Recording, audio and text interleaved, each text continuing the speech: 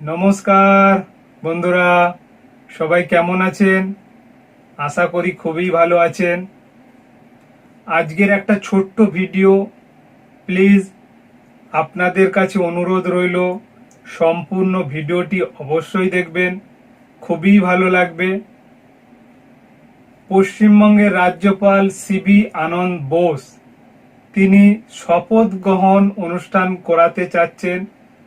এই রিসেন্ট যে 4ই জুন উপনির্বাচনের ফলাফল ঘোষিত হয়েছে, দুজন ক্যান্ডিডেট জিতেছেন, সায়ন্তিকা বন্দ্যোপাধ্যায় এবং রায়াত হোসেন সরকার। দুজনে যে জিতেছেন তাদের শপথ গ্রহণ করাতে চাচ্ছেন রাজ্যপাল, কিন্তু যারা জিতেছে তারা রাজ্যপালের কাছে শপথ গ্রহণ করতে চাচ্ছেন না।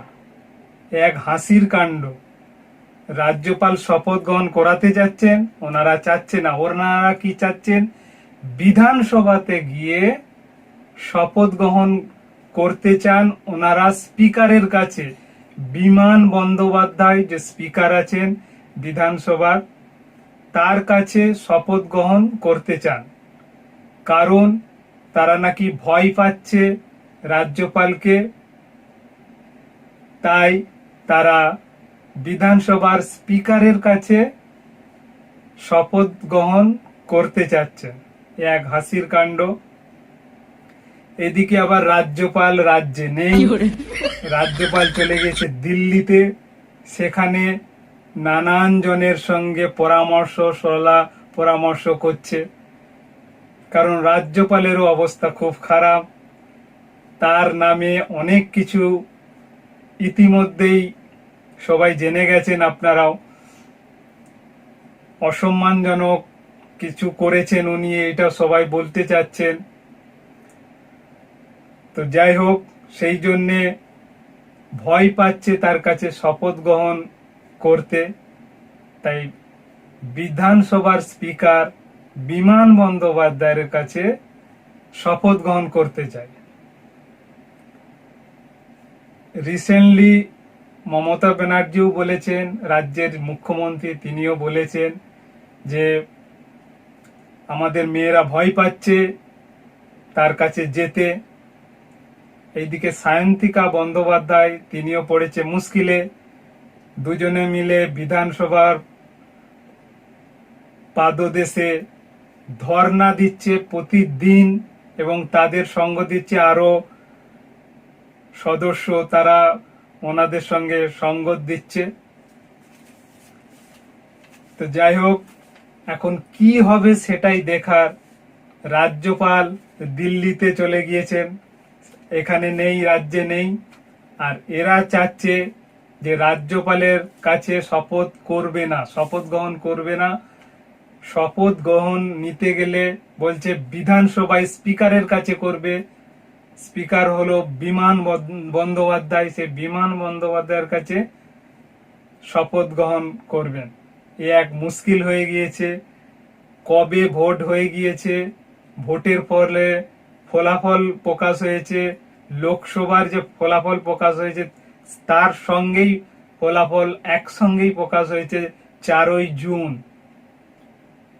প্রায় 3 সপ্তাহ হতে যায়, তাও কোনো একটা ডিসিশন এখনো পর্যন্ত হলো না যে আদৌ রাজ্যপাল শপথ গ্রহণ করাবেন না বিধানসভার স্পিকার বিমান বন্দ্যোপাধ্যায় শপথ গ্রহণ করাবেন। এটা এখনো পর্যন্ত কেউ বুঝতে পারছে না। আর দুটো ক্যান্ডিডেট যারা জিতেছেন তারা তো প্রতিদিন ধর্নায় বসছেন যে বিমান বন্দ্যোপাধ্যায়ের কাছে শপথ গ্রহণ করাতে হবে। এটা একটা হাস্যকর ব্যাপার হয়ে যাচ্ছে প্রতিদিন, যে এতদিন আগে জিতেছে দুটো ক্যান্ডিডেট, এখনো পর্যন্ত শপথ গ্রহণ অনুষ্ঠান হলো না। সাধারণ মানুষের কাছেও একটা রসিকতার জিনিস হয়ে যাচ্ছে এটা। কেন রাজ্যপালের কাছে শপথ গ্রহণ করছে না জানি না, এর মধ্যে কি আছে, কি ভূত আছে জানি না আমরা। তো যাই হোক, আমরা আশা করছি খুব তাড়াতাড়ি এর জ্বরটা কেটে যাবে। হয় রাজ্যপালের কাছে শপথ গ্রহণ করতে হবে, আর না হয় যে রাজ্যে বিধানসভার স্পিকার, সেই বিধানসভার স্পিকার বিমান বন্দ্যোপাধ্যায়ের কাছে শপথ গ্রহণ নিতে হবে। এই দুটোর মধ্যে যে কোনো একটা হবে। তো রাজ্যপাল সিবি আনন্দ বোস তিনি এখন দিল্লিতে শোলা পরামর্শ করছেন যে কিভাবে কি হবে। এদিকে মমতা ব্যানার্জির নামেও একটা কেস ফাইল করতে চলেছে রাজ্যপাল, যে মমতা ব্যানার্জি বলেছেন যে মেয়েরা এখন নাকি সুরক্ষিত নয়, তাই ওখানে গিয়ে শপথ নিতে পারবে না, এই রকম টাইপের একটা কিছু বলেছে। সেই জন্যে সিভি আনন্দ বোস মুখ্যমন্ত্রীর নামে একটা কেস ডায়েরি করেছে, কিংবা করতে পারে, এরকমই একটা শোনা যাচ্ছে। যাই হোক, একটা হাস্যকর ব্যাপার হয়ে যাচ্ছে এটা নিয়ে।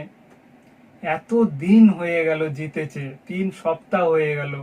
লোকসভা নির্বাচনের ফলাফল বেরিয়েছে 4ই জুন। সেই একই দিনে দুটো উপনির্বাচন হয়েছে।